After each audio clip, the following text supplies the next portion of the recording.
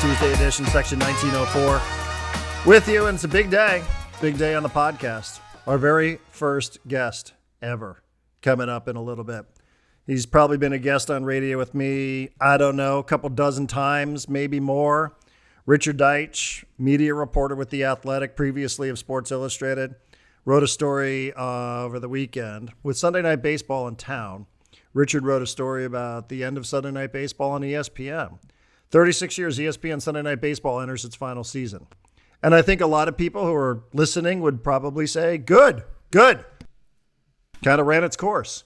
Those of us that are of a certain age might remember how big of a deal it was to tune in every Sunday night and watch this game with John Miller and Joe Morgan, and then through different play-by-play voices and analysts. And now its final iteration appears to be what we saw on Sunday night with Carl Ravitch and Eduardo Perez and David Cohn. And I understand the challenges and limitations to doing a national broadcast. Some of the questions that were asked during that broadcast weren't questions, I think, in game number 4 that you would expect to hear from a local broadcast. Like, tell us about how you got through the Dodgers, or how the Dodgers, and that whole deal from last season. Game 4, I think we've covered that, but that's what a national broadcast does when it comes in the town. John, good to chat? Good to chat. So we already taped with Richard. People will hear it in a minute, but this point that you're making is an interesting one to me, because I did grow up watching Baseball Tonight and Sunday Night Baseball. Like that was part of my becoming a fan of baseball, and part of my becoming a Padres fan. And I think there's more to this than just baseball. You and Richard go deep on baseball, but you don't go deep into the ESPN-ification of everything, right? When Baseball Tonight started and Sunday Night Baseball started, it was find the best stories, right? The best narratives, the best teams, the best stories. Let's tell these amazing stories through baseball. And Harold Reynolds and Peter Gammons, even Kruk, I think for a while, taught us things, not just about baseball, the sport, but about the stories that were going on in the sport. And at some point, it was probably after ESPN was bought by Disney, and they had investors and they had bottom lines, and you had to hit certain money things, which means you had to hit certain ratings things. It just became, what is the story that's going to get the highest ratings and the most money? And that's when ESPN became Yankees, Red Sox, Yankees, Red Sox, Yankees, Red Sox. I mean, I remember a couple years ago, there was 3 out of 4 Sunday Night Baseball games in a certain month were Yankees, Red Sox. And neither team was particularly good this season when it was happening. It was just we know this gets ratings, and when we get ratings, we can charge more ad money, and that's all that matters here. When ESPN, and they're doing the same thing with the NBA, even if they're not pulling back from their NBA coverage, everything is LeBron, Steph Curry, and they don't like taking a chance on the young kids with the good stories and the good narratives, which is how you and I were raised on sports coverage. And as a result, I think people just grow tired of it after a while. In the NFL, you saw people grow tired because all they would talk about was the Patriots and Tom Brady, and they were hiring Teddy Bruschi. You see this with the NBA now. People are absolutely tired. LeBron James is doing amazing things. Tom Brady did amazing things. I'm not saying they're not. But fans of football, fans of basketball, fans of baseball, they want to hear more than who's the top guy, who's the top team, who's the most popular team. No one wants to hear about the Cowboys every day or every week. I'm a Dallas Cowboys fan, and I don't even want to hear about the Cowboys every week. Show me the stories that are going to get me hooked. And baseball gave up on that. ESPN gave up on that when it came to baseball. And I think they're giving up on that when it comes to the NBA, and I think they already gave up on that when it comes to the NFL. They decide what to talk about based on what's going to get ratings, not based on chasing the story. And that I think is a bigger deal. Yeah, and it's not for me to sit and say wow, I'm really so heartbroken that Sunday Night Baseball is entering what is believed to be its final season on ESPN. Yeah. Truth of the matter is, John, on Sunday, I kind of forgot what time the game even started. I'm so used to watching Sunday Night Baseball when it would start past 5 o'clock here on the West Coast. I was like, oh, it's already in the second inning? Oh, weird. Yeah. So, I'm not sitting trying to suggest to you that, this is just horrible that ESPN and Major League Baseball are heading towards a breakup. And this story's been around since February. Actually, it was reported first on February 20th by Evan Drellich, who wrote MLB, Major League Baseball, ESPN have mutually agreed to end their national television deal after the upcoming 2025 season. This was a memo that Rob Manfred sent to his owners that was obtained by The Athletic. Rob Manfred, the commissioner of baseball, wrote that the league has, quote, not been pleased with the minimal coverage that MLB has received on ESPN's platforms over the past several years outside of the actual live game coverage. ESPN Sunday Night Baseball's wildcard round playoff broadcasts and the rest of the partnership remain in place through the 2025 season. But with Sunday Night Baseball just being here a couple days ago, felt like a good time to talk to Richard about this. And also to find out, like, hey, the Padres aren't exactly in a great position when it comes to their local television rights.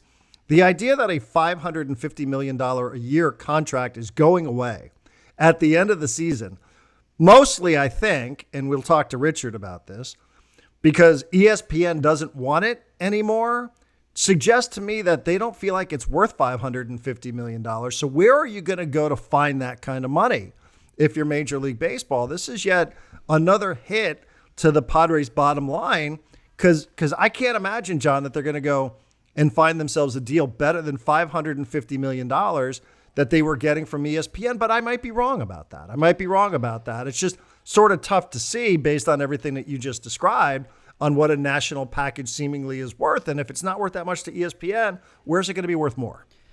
Yeah, exactly. And, ESPN doesn't see the value because they don't see the ratings. And when they don't get the ratings, they don't see the advertising revenue. And they're like, baseball does not, they're putting baseball side by side with NBA coverage and NFL coverage and going like, it's just not worth it for us.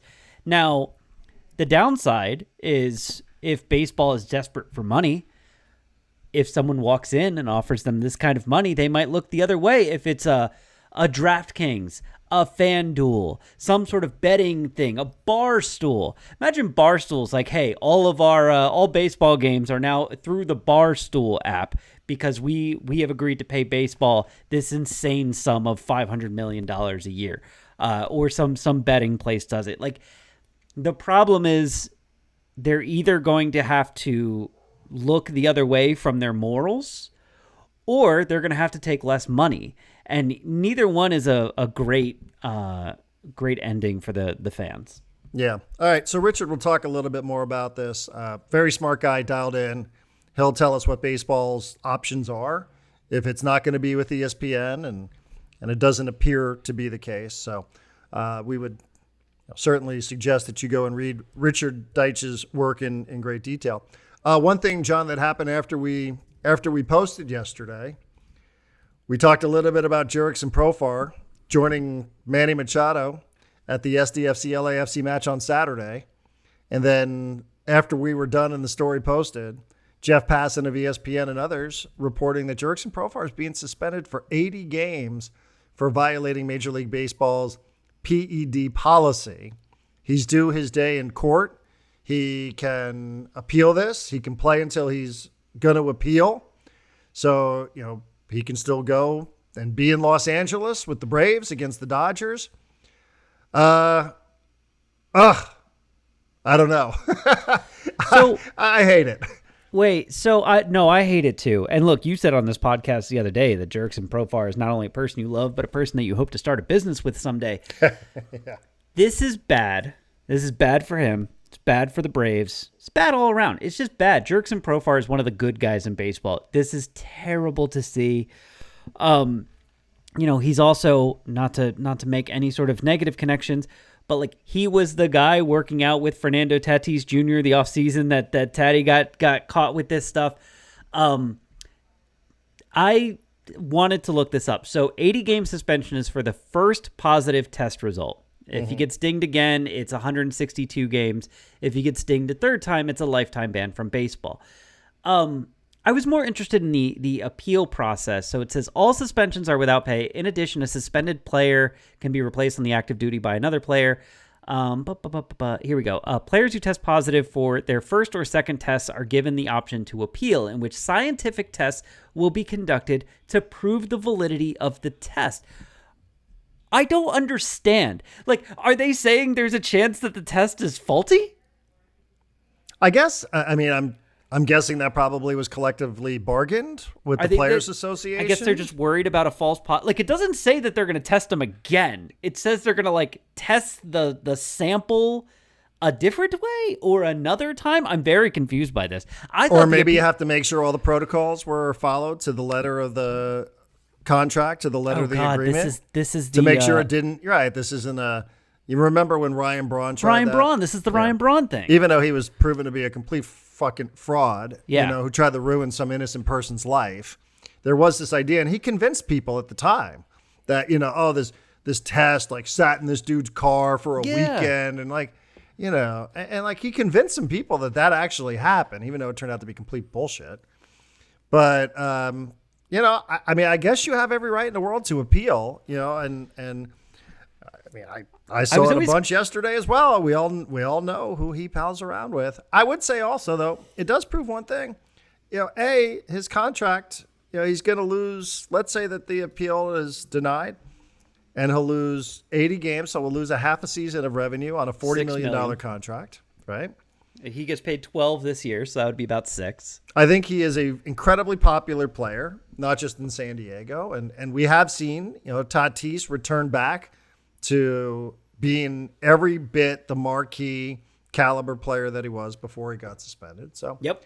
I think in baseball, sometimes this isn't quite the death knell that it has. I think a lot of attitudes towards PED usage, even when people get caught, is mostly fans are ticked off that you got caught, not that you did it, right? Well, and the players are always like Andy Pettit's one of the only players who ever was like, yeah, I took him. I was trying to get back from an injury faster, right? Yeah. But there's almost some valor in that. Right. Most of them are like, oh, man, I took this thing and I didn't know that it had this other thing in it. And like, I wasn't entirely sure from baseball if the thing that was in it was banned or not. And they got me. And it sounds like getting screwed by like a legal system, right? Like, oh, there's like a part in the law that I got caught in. But they never just come out and go like, yeah, I just... Profar, like I signed this big money deal. It's my first ever like big money deal. And I just wanted to come out of the gates hot and prove to everyone that I was awesome. And I wanted that little bit of extra and I shouldn't have done it. And I knew I shouldn't have, like there'd be so much valor in that, but he won't do that because no one does that. It's not a regular thing. It's like this thing where you can claim innocence against the complication and the convoluted system that they have to navigate. Right. And then people get into the whole like, well, English might not be his first language and he's got to go through all these. Well, pharmaceutical standards are different in other places, but that's not an excuse. I mean, it's just a matter of fact that pharmaceutical standards are different 15 minutes from where I live. Yeah, true. Than they are if I go to the pharmacy that's 2 blocks from my house or if I go to the pharmacy that's just on the other side of the border. Yeah. There are totally different standards. But I think here's the other thing that I'm sure plenty of people have wondered is, well, is this how he got the deal? Like this career year that took so many people by surprise while he was on a $1 million contract. With nothing to lose, really. And then he was able to turn that into a $40+ million contract. Is there something there with that, right? Yeah. Like this season came totally out of nowhere. And now are they to believe what it was that they saw last year? Was his all-star appearance valid? Was his free agency valid? Was all of that, all of the success, was it real? Does anybody care? Yeah. I mean, I almost brought this up when we were talking, earlier, but I we going into that Profar signing, and we talked about this. We, after the announcement was made, we were like, hey, the Braves probably went a little bit outside of the Padres price range because they're trying to keep a cap on what. And then they went and they spent big money afterwards on Pivetta. They went and they added Hayward and Joe and Iglesias, I think is his name, the infielder. And so they added people that were like, oh, they weren't trying to stay below the CBT. And like, we just totally forgot that like when Profar got away, it was like, damn, if only he was a little bit cheaper. And then like, it didn't matter. They could have spent the money to get him. They would be in no different situation now had they spent the money on him than they are right now, as far as I'm concerned. And, Yeah, I always, going into that, I was like, do you trust that Profar can do it again? Not because I thought he was on PEDs, just because, like, he's had good years before that are then followed by disappointing years. And you're like, which one is the real one? Can we count on him for whatever? And yeah, this is just one more thing that gets added to the column of, like, you can't really count on Jurickson Profar to be the all-star level player. Yeah, I mean, I think for me, it's what I said a little bit earlier. I'm more disappointed that he got caught than he did it. I don't care. I just don't.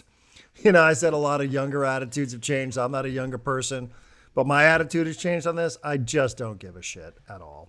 If he wants to do that, and he talked about it yesterday about the enhanced games, and is there a better way to achieve maximum performance for human beings mentally or physically? I don't care. But, at any rate, they still are the rules, and you wouldn't want it happening. There are still people who haven't forgiven Fernando Tatis Jr. for getting suspended in 2022. And this is a terrible way to start a new career with a new fan base, right? Like Braves fans, it's going to take a lot for Braves fans to forgive Jurickson Profar for this, I think. Correct. Which is hard. If this happened with the Padres, there'd be a little bit more soft feelings, but you're brand new to Atlanta, and now they got to scramble and they got to sign Alex Verdugo to come in because you can't play the first half of the first season after you signed a big free agent deal. It just sucks for him, and it sucks for the Braves, and it sucks for everyone. It's a terrible story. All right, well, we'll talk about the future of Major League Baseball and its national broadcast deals. Richard Deitsch will join us next. All right, here is Richard Deitsch, media reporter, amongst many other things that he reports on for The Athletic. Always been great with us, appreciated it through the years. If we were on AM radio and he was at Sports Illustrated, now at The Athletic, here on Section 1904 as we're getting our podcast up and running and off the ground. Richard, good to chat with you as always. Thanks so much. Darren, I'm medium agnostic when it comes to you. So no matter what platform you're on, I'll be there. Well, you're very kind. I do appreciate it. And you wrote recently about ESPN Sunday Night Baseball. After 36 years, ESPN Sunday Night Baseball enters its final season.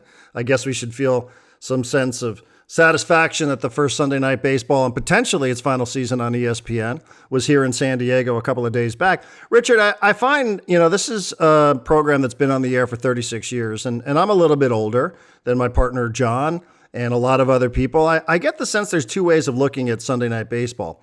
Part of it is I have some nostalgia for it because I'm old enough to have remembered it from its infancy. Other people kind of treat it like it's a nuisance. Like, where are my regular broadcasters? I just want to watch my regular guys. Who are these clowns that parachute into town and talk about my team? How do you feel personally about ESPN Sunday Night Baseball if, in fact, this is the final season for it?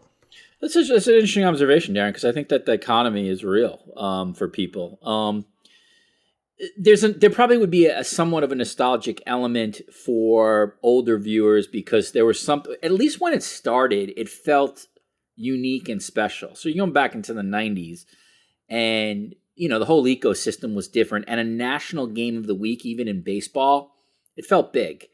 It doesn't feel big anymore. And that's just because of where we are. You have the ability to see so many games, MLB, and, they made this decision, and a financial decision for sure.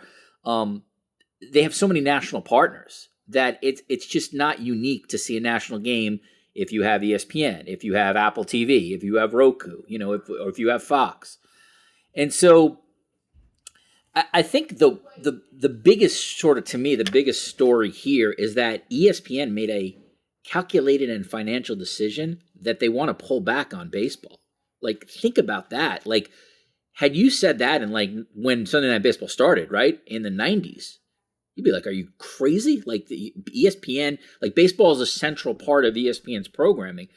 But Jimmy Pitaro and company have made the decision, we'll be in the baseball business, but it has to be under, our financial dollars. And our financial dollars at this point we're not willing to go to $550 million annually for this. We don't believe it is worth that on a national level. So that's sort of the big story to me, is that still the most dominant brand in the United States when it comes to sports basically told you that they don't think baseball is that valuable a proposition. And that's pretty interesting. Lastly, it really, and this in San Diego, it has just simply become a regional sport probably until the World Series. And maybe that's a product of inventory.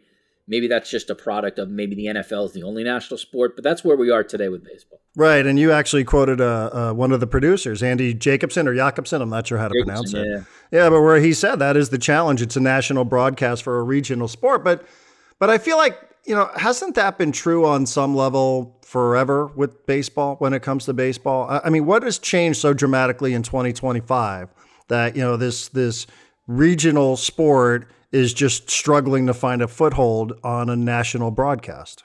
I think what changed is ESPN had an opt-out, and they made a financial decision like, hey, we could put these resources elsewhere. And, maybe the resources are like, we're going to load up for our upcoming Super Bowl and, make multiple hires for that, or just increase our NFL shoulder programming.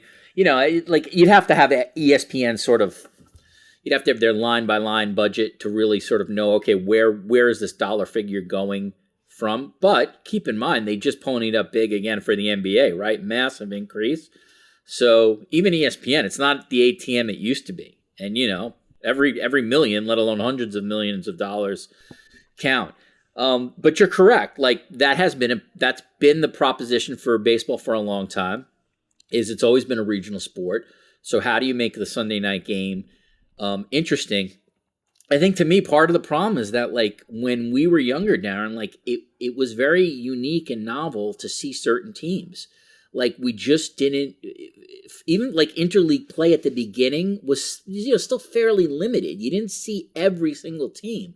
But now if you live in St. Louis, like is seeing like the Red Sox like so unfamiliar? If you live in San Diego, is seeing the Yankees so unfamiliar? Not really. And then so if that's the case, like how do you make Sunday night, how do you make game 97 of a season, you know what I'm saying, like really unique and interesting? And I think ESPN, to its credit, they've done everything they could in terms of resourcing, in terms of trying to make that thing feel big. They get 2 million viewers, depending on who the matchup is. In today's universe, that's not bad at all, but there's no growth for it. Like it's hit the ceiling, and it's probably at this point only arrowed down in terms of that kind of national broadcast.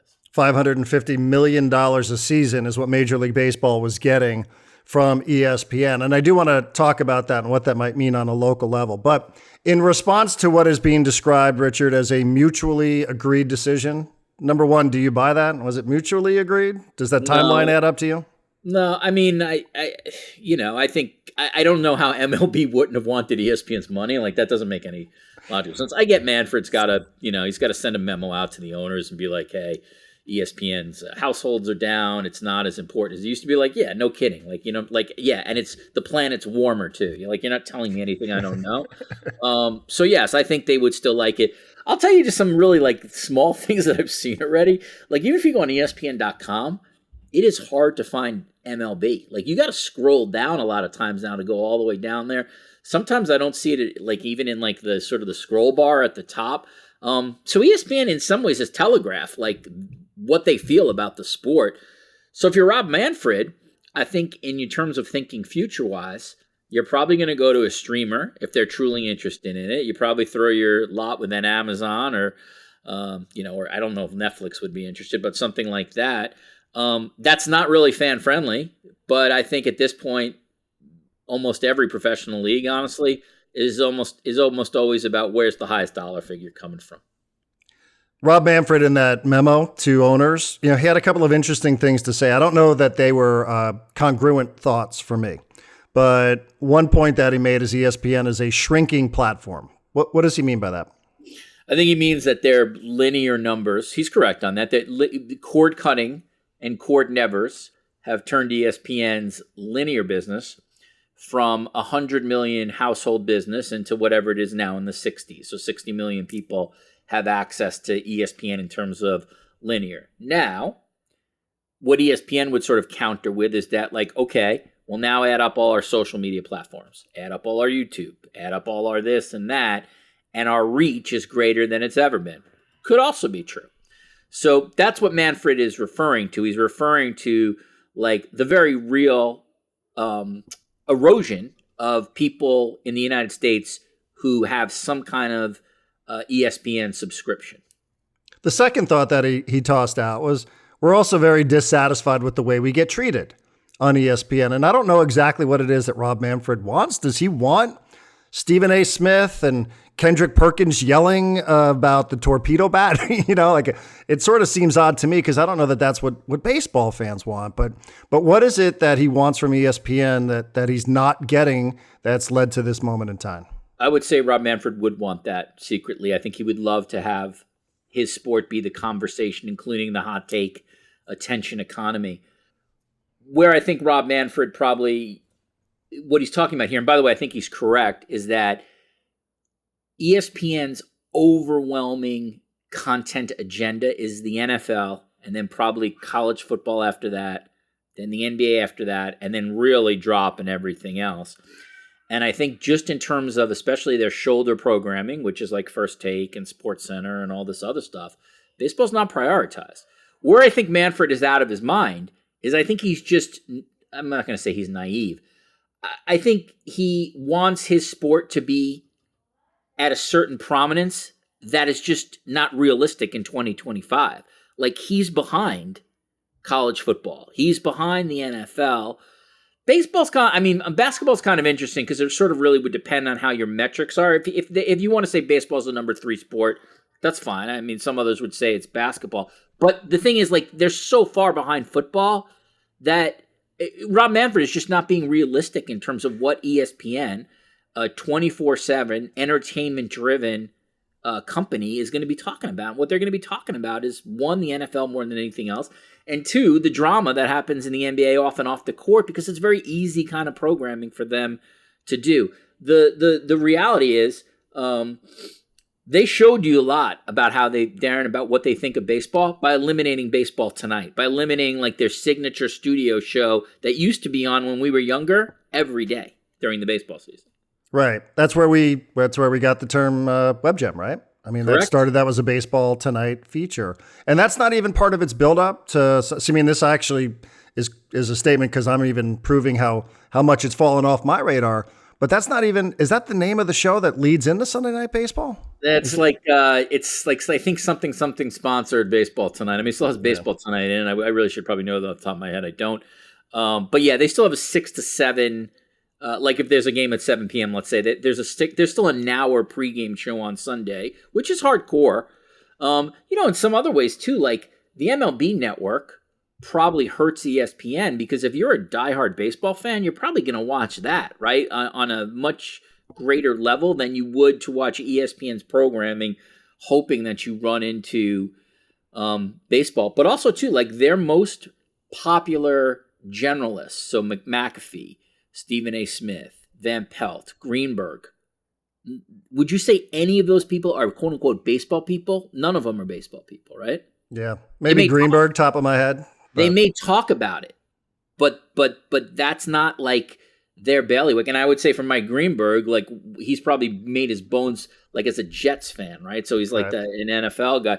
By the way, again, if I were all of those front-facing people and their producers and stuff, like what do you want me to do? Like you want me to talk about Spencer Torkelson and Casey Mize of the Tigers, or should I talk about this fight that just happened with the Pistons? Like it's not even like if you're trying to get viewership, it's not even a decision. And by the way, I say that as a baseball fan. Like I enjoy baseball conversations, and I'll check out Sirius MLB Network, and I'll check the MLB Network out. I'm just trying to give your audience like a perspective, like how a programmer or producer thinks. And like it'd be insane for them not to sort of go to these other sports before baseball. All right. So if $550 million is an annual deal that's going to expire at the end of this year, how much brand value does a program like Sunday Night Baseball have? Does it have any? I mean, is it in the same category as Monday Night Football or, Match of the Day or any of these things that have been on for a really, really long time? Like, can you shop Sunday Night Baseball and all of a sudden you'd have a line of programmers willing to go,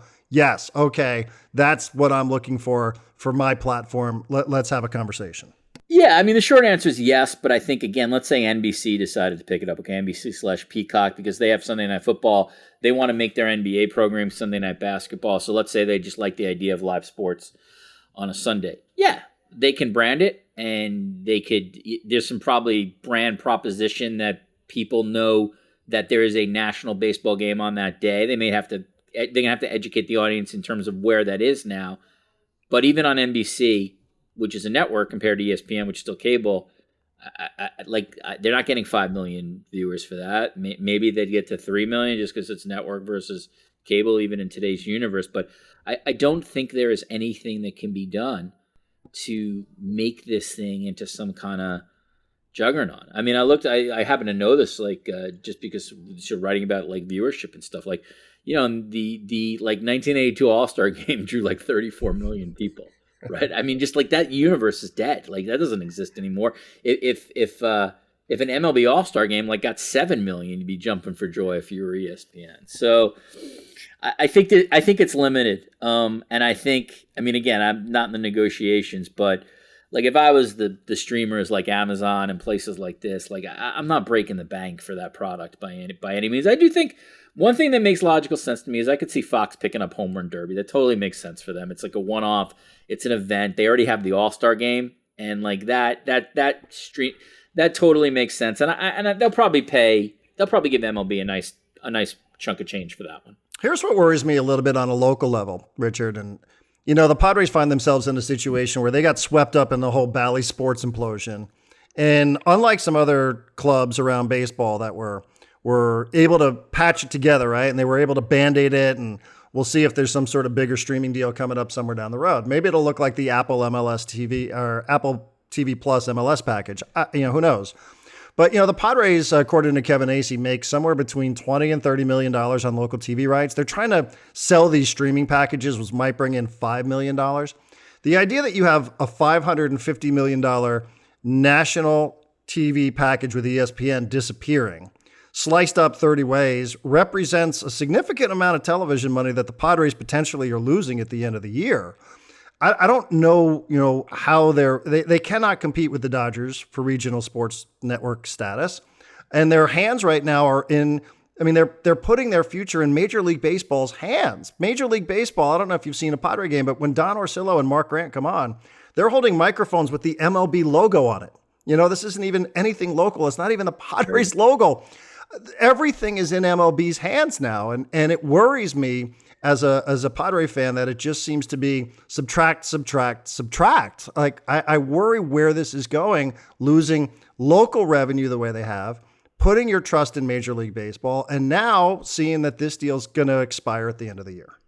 Well, I think if you're an MLB fan in San Diego, as you are a Padres fan, I think your short-term reality is not good because your competitive disadvantage against the Dodgers and the Yankees and the Mets is great. It's significant because like places like that, they have their own regional network. And so they're funded by just significant dollars coming in. And obviously that creates an ecosystem where you go out and get Shohei Ohtani, or you get Sasaki, or you get Yamamoto, or you get anybody who you want. Juan Soto, right? Yeah, Juan Soto, right. So,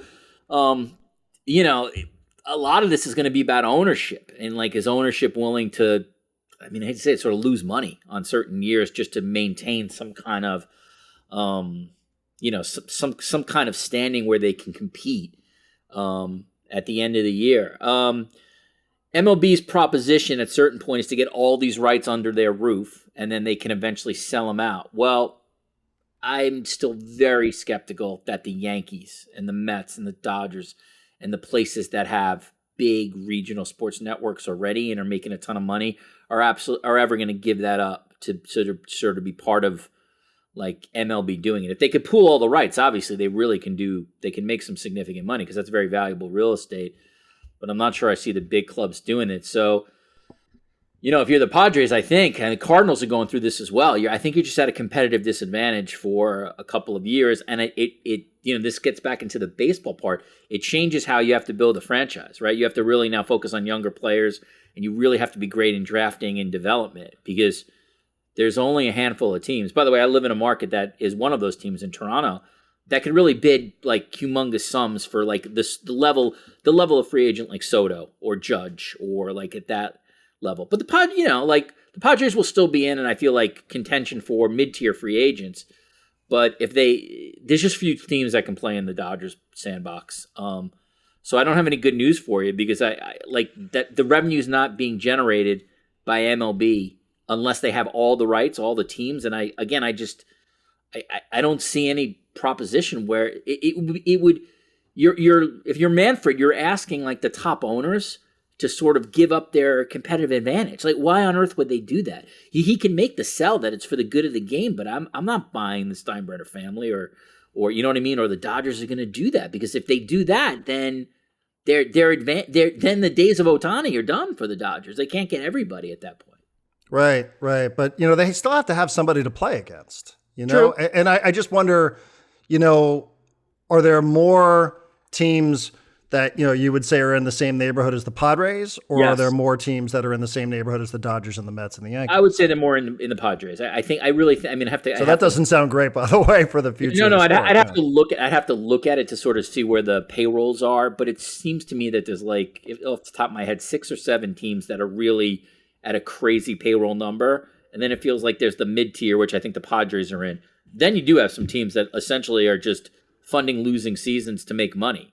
In some ways, the best way to make money in Major League Baseball is to lose, right? Not to spend big money on free agents, collect all the revenue, sort of sharing parts that you can, and just, have a good ballpark, I guess, so people just want to go and hang out, be outside, eat food and stuff. But, you finish with like 70 wins or something like that. I guess, there are downsides. I guess if you bottom out like the White Sox, like that's probably a disaster. I don't think the White Sox made money last year. So you have to be like semi-competitive, but it's tough. I mean, again, like for so many years, like in Toronto, like they couldn't compete in many ways with the Red Sox and the Yankees when they were just buying like everybody and willing to be at a certain salary level as a team. And so I feel for the Padres fans, because like no one can compete with the Dodgers. Doesn't mean they're going to win. But what's the best like sort of expression on this? The Dodgers have enough money to outspend their mistakes, and almost every other team cannot do that. Like every other team can't make a mistake. That's where the advantage is to me.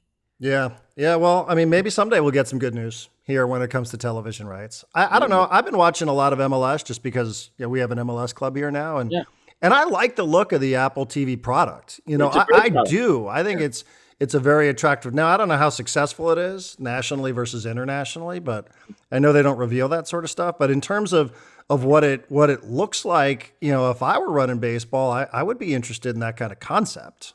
I think the product's awesome. I think the problem for MLS is just not popular. Like that's relatively speaking to everything else, that's the problem with MLS, is you're not dealing with the best league in the world, not even close. No offense to MLS, but like you're the 7th or 8th best or 9th best league in the world.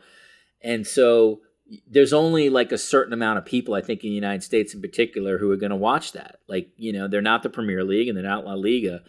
So MLB would have an advantage there because like they are the best league in the world for what they do. And if you could really like sort of like jazz up's not the right word. If you really create an incredible production when it comes to the look and feel and the announcers, you could have something. But, and here's my but, Apple TV has not particularly put on a good product when it comes to their limited in baseball. So far, it's better this year, like I think, and they have broadcasters now with like baseball backgrounds, which is better. But they got a long way to go to I think sort of say that they have the same production as a Fox, they have the same production as a Yes Network and stuff like that. But again, as someone who's watched their MLS product, I think as a product, it's excellent. They do like a Scott Hansen kind of, I'm sure you've seen the Whip Around show, Yeah, the Whip Around show. Kevin Egan, I think, hosts that. He's excellent. Like, you can get every game.